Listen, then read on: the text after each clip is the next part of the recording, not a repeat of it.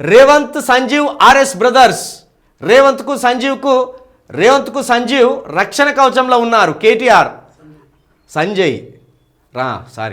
రేవంత్కు సంజయ్ రక్షణ కవచంలో ఉన్నారు. కేటీఆర్ ఆర్ఆర్ ట్యాక్స్ వసూలపై ఎందుకు చర్యలు తీసుకోలేదు? కృష్ణా జలాలపై నిలదీస్తే ఉద్యోగం పోతుందని సీఎం భయపడుతున్నారని comment. Revanth Sanjay RS brothers అట. ఆర్ఎస్ బ్రదర్స్ చందన బ్రదర్స్ అని ఉన్నది కదా మన సికింద్రాబాద్లో. ఆర్ అంటే రేవంత్ రెడ్డి, ఎస్ అంటే సంజయ్. ఇట్లా రేవంత్ సంజయ్ ఆర్ఎస్ బ్రదర్స్ అట. కేటీఆర్ గారు మరీ ఇంత పరువుది బట్టల షాపులు పెట్టుకున్నారా వాళ్ళు ఏమన్నా? ఎవడు పోతే వానికి ఇంత బట్ట కట్ చేసి తీసుకొని పోయినట్టు అయింది. మరీ ఇంత వాళ్ళను ఇంత చులకన చేయడం భావ్యం కాదు కేటీఆర్ గారు. మీరు ఆర్ఎస్ బ్రదర్స్ అని చందన బ్రదర్స్ అని వాళ్ళను బట్టల షాపు ఓనర్లని చెప్తివి నువ్వు. మరి గింత సెటేరా? ఇప్పుడు దీని రేవంత్ రెడ్డి గారికి ఇంకా బీపీ పెరుగుతుంది. నేను ముఖ్యమంత్రిని అనుకుంటాడా లేకపోతే నేను బట్టల షాప్ ఓనర్ని అనుకుంటాడా? ఏంది ఎట్లా కావాలి? నేను ముఖ్యమంత్రి అయినా పజీత దక్కుతలేదా పరువు దక్కుతలేదా అని ఆయన పించుక సత్తాడు ఇప్పుడు ఆయన.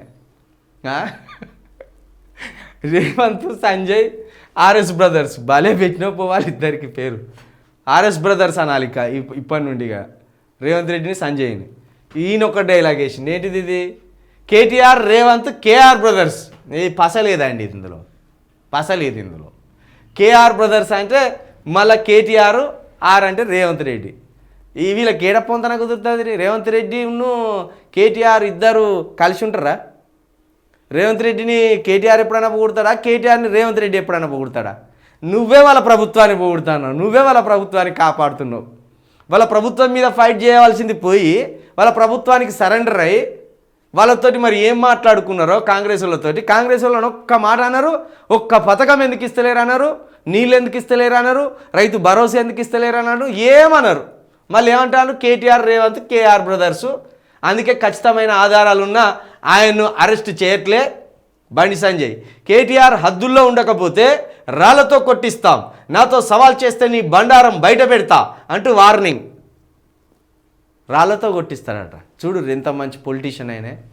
రాళ్లతోటి కొట్టించుడు, తుపాకులతోటి కాల్పించుడు, కర్రలతోటి సంపు మనిషి ఎప్పుడు. ఇట్లా బండి సంజయ్ గారి పదజాలం గిట్లా. ఈయన తీసుకపోయి జైలు ఎందుకే అది చెప్పురు బండి సంజయ్ గారిని. రాళ్లతోటి కొట్టిస్తా అంటే ఇది ఉన్మాదపు చర్య కాదా? ఇది ఉన్మాదపు చర్య కదా. అంటే ఇప్పుడు బీజేపీ క్యాడరు కేటీఆర్ ఎక్కడ కనబడితే అక్కడ రాళ్లతోటి కొట్టి సంపుర్రి అని ఒక పిలుపు ఇచ్చినట్టే కదా. ఇంకేమంటాడు? నాతో సవాల్ చేస్తే నీ బండారం బయట పెడతావు. నీతో సవాల్ చేసింది కానీ ఏం సబ్జెక్ట్ ఉన్నది నీతో సవాల్ చేయడానికి? ఏ సబ్జెక్ట్ మీద కూర్చొని మాట్లాడుకోవచ్చు నీతో సవాల్ చేయడానికి? ఏమైనా సబ్జెక్ట్ ఉన్న వాళ్ళతో ఏమో కూర్చొని మాట్లాడుకుంటే బాగుంటుంది. ఏం మాట్లాడుతావు? పొద్దున్న లేస్తే మత పంచాయతీ అనేది. దానికి నీతో సవాల్ ఎందుకు? మరి సవాల్ చేసేందుకు పెట్టరాదు? ఏం బండారం బయట ఉన్నది పెట్టు, మొత్తం చూస్తుంది తెలంగాణ సమాజం మొత్తం చూస్తుంది. అంతగానో నువ్వు బయట పెట్టే బ్రహ్మాండమైన బండారం ఏందో చూస్తుంది.